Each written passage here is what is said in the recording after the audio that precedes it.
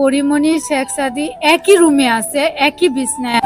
বাংলাদেশের আলোচিত চিত্রনায়িকা পরীমণি, যিনি তার রূপ ও অভিনয় দক্ষতা দিয়ে একদিকে যেমন জনপ্রিয়তা অর্জন করেছেন, অন্যদিকে ব্যক্তিগত জীবন নিয়ে একাধিক বিতর্ক সৃষ্টি করেছে। আজ জানাবো পরীমণির বিয়ে ও প্রেমের উপাখ্যানসমূহ। দশম শ্রেণীতে পড়ার সময় নানার সম্মতিতে ইসমাইল হোসেন নামের একজনকে 2010 সালে পরীমণি প্রথম বিবাহ করে, যে বিয়ে টিকেছিল মাত্র 2 বছর। তারপর 2012 সালে সৌরভ কবির নামের যশোরের একজন ফুটবলারকে তিনি বিয়ে করেন।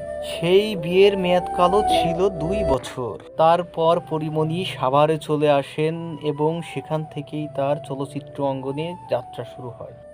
আর এখান থেকেই তামিম হাসান নামের একজন ফটোগ্রাফারের সাথে তিনি 2016 সালে সম্পর্কে জড়িয়ে পড়েন। এই সম্পর্কের পরিণতি পায় 2019-এ বাগদানের মাধ্যমে এবং 2020-তে তা বিচ্ছেদের রূপ নেয়।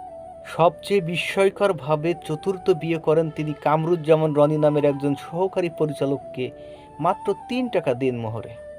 তারপর পদ্মা মেঘনায় কত জল গড়িয়ে গেল, এডিসি গোলাম সাকলাইন আর পরীমণির প্রেমের অবৈধ সম্পর্ক নিয়ে, যা ছিল টক অব দ্য টাউন।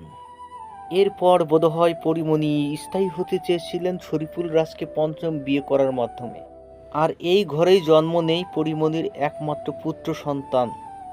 কিন্তু বিধিবাম 2023 সালে পরীমণির সাথে শরীফুল রাজেরও বিচ্ছেদ ঘটে।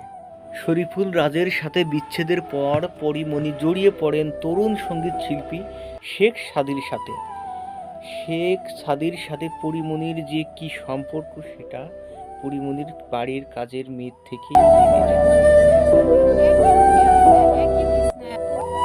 পরিমণি শেখ সাদী একই রুমে আছে, একই বিছানায়। পরিমণি শেখ সাদী একসাথে থাকা হচ্ছে, বাসায় আসছে, একই বিছানায় তো থাকা হচ্ছে, একই রুমে থাকছে। ওনারা বিয়ে একই বিছানায় তো সেটা তো আর একই রুমে থাকা হচ্ছে। ওনারা বিয়ে করছে না করছে সেটা তো আর আমি জানি না।